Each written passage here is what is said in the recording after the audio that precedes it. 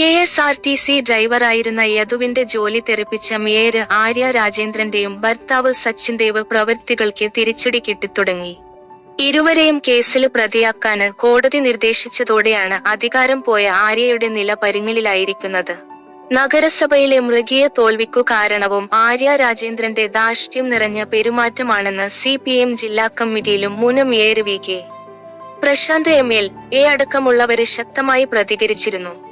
യദുവിനെതിരെ ആര്യയും ഭർത്താവും ബന്ധുവും എടുത്ത നീതിക്കു നിരക്കാത്ത നടപടികള് ഇന്നലെ വരെ പാർട്ടിക്ക് ശരിയായി തോന്നിയെങ്കില് ഇന്ന് ആ നിലപാടില് മാറ്റം വന്നിട്ടുണ്ട്. പക്ഷേ ആ മാറ്റം വരുമ്പോൾ കോർപ്പറേഷന് തന്നെ കയ്യിൽ നിന്നു പോയി എന്നതാണ് വസ്തുത.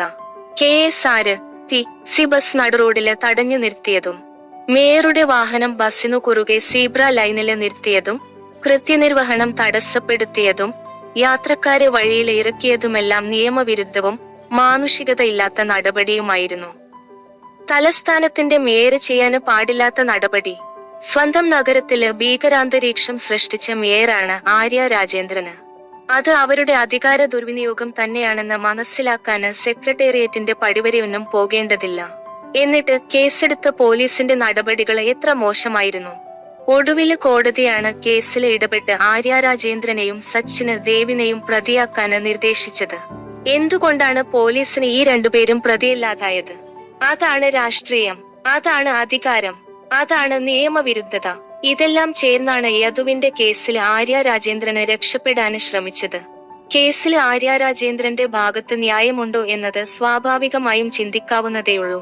എന്നിട്ടും അവർക്ക് വേണ്ടി നേതാക്കള് പലരും, പ്രത്യേകിച്ച് DYFI നേതാക്കള് കള്ളം പറയേണ്ട സ്ഥിതിയുണ്ടായി.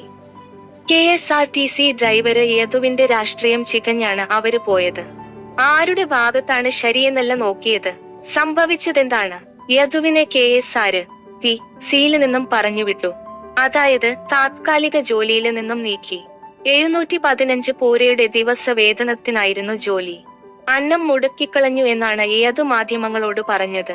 അതേസമയം നഗരസഭയില് BJP അധികാരത്തില് വന്നാല് മേയറുടെ ഡ്രൈവറാകാന് അവസരം നൽകിയാല് പോകുമോ എന്നും മാധ്യമങ്ങള് ചോദിച്ചിരുന്നു.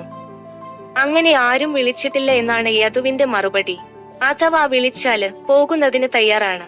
അവര് വിളിക്കട്ടെ. പക്ഷേ കാലങ്ങളായി രാഷ്ട്രീയ പ്രവർത്തനം നടത്തുന്നവരാണവര്. അവർക്ക് ഡ്രൈവർമാരുണ്ടാകും. അവരെ തഴഞ്ഞിട്ട് എനിക്ക് ജോലി തരുമോ? ഒരാളുടെ കഞ്ഞിക്കുടി മുട്ടിച്ചിട്ട് എനിക്ക് ജോലി വേണ്ട.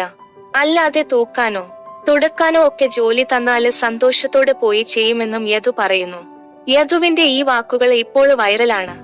തന്റെ കഞ്ഞിയില് മണ്ണുവാരിയിട്ട് ആര്യക്കെതിരെ ഏതറ്റം വരെയും പോകുമെന്നു പറയുമ്പോൾ തന്നെ മറ്റൊരാളുടെ കഞ്ഞിക്കുടി മുട്ടിച്ചിട്ട് ജോലി വേണ്ടെന്നുമാണ് യദു പറഞ്ഞത്.